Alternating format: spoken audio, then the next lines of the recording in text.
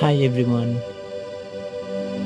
today I'm here with you all with a short video of beautiful nature.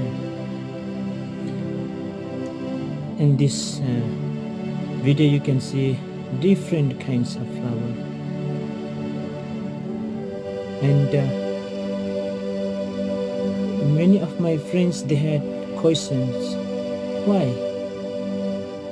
this month of April everywhere different kinds of flowers blooming, showing their beautiness in the nature.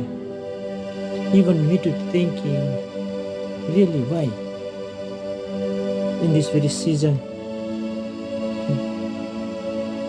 really so much beautiful nature you can see. And later on I come to know that this month of April is spring season. Every year in this very season you can see different kinds of flower around the world blooming, showing their beautiness, beautiful nature,